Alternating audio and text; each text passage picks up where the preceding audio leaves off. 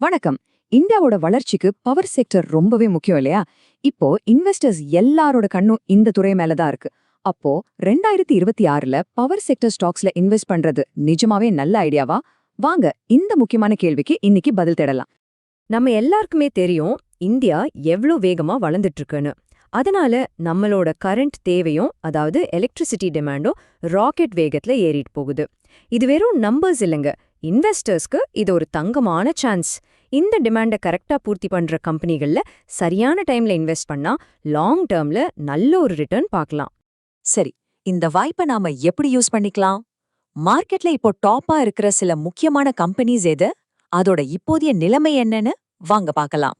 இங்க பாருங்க, மார்க்கெட்ல கவர்மெண்ட் கம்பெனிஸும் சரி பிரைவேட் கம்பெனிஸும் சரி ரெண்டுமே ரொம்ப ஸ்ட்ராங்கா இருக்கு.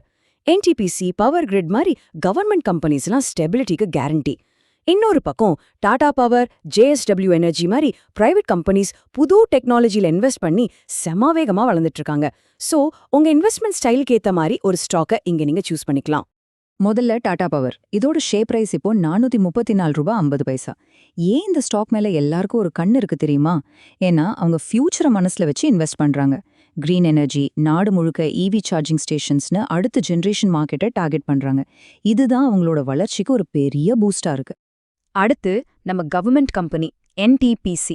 இதோட விலை 410 ரூபாய் 30 பைசா.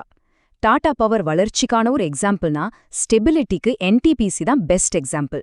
அவங்களுக்கு வர்ற லாபத்துல ஒரு பகுதிய டிவிடெண்டா இன்வெஸ்டர்ஸ்க்கு ரெகுலரா கொடுத்துருவாங்க. அதனால ரொம்ப ரிஸ்க் எடுக்க விரும்பாதவங்களுக்கு இது ஒரு சேஃபான சாய்ஸா இருக்கும். ஓகே, இப்போ ஸ்டாக்ஸை பத்தி தெரிஞ்சுக்கிட்டோம். ஆனா அது மட்டும் போதாதில்ல.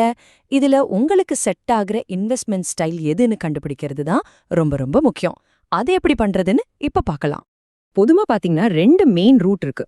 ஒன்னு என்டிபிசி மாதிரி கவர்மெண்ட் கம்பெனிஸ். இதுல இன்வெஸ்ட் பண்ணா சேஃப், ஒரு ஸ்டெடியான ரிட்டர்ன் கிடைக்கும்.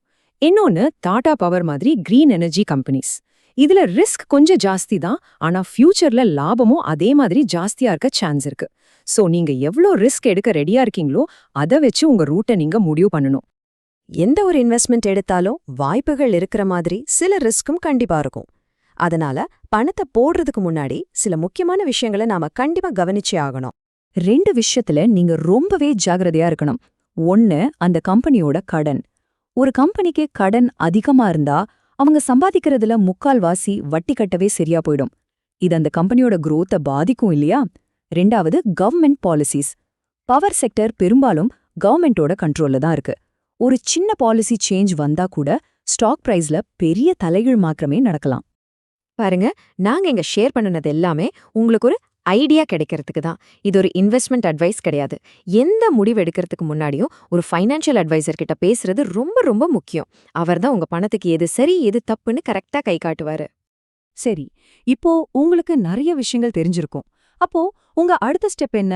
இந்த தகவல் எல்லாம் வச்சு உங்க இன்வெஸ்ட்மெண்ட் பயணத்தை எப்படி ஆரம்பிக்கலான்னு நீங்க யோசிக்க வேண்டிய நேரம் இது. பவர் செக்டர் ஸ்டாக்ஸ் பத்தின ஒரு தெளிவான ஐடியா இப்போ உங்களுக்கு கிடைச்சிருக்கும்னு நினைக்கிறேன். இந்தியாவோட இந்த வளர்ச்சி பாதையில நீங்களும் ஒரு பார்ட்னரா மாற உங்க இன்வெஸ்ட்மெண்ட் ஜர்னியை ஸ்டார்ட் பண்ண நீங்க ரெடியா? நல்ல ரிசர்ச் பண்ணுங்க, ஒரு ஸ்மார்ட்டான முடிவு எடுங்க. ஃபியூச்சர் உங்க கையில தான்.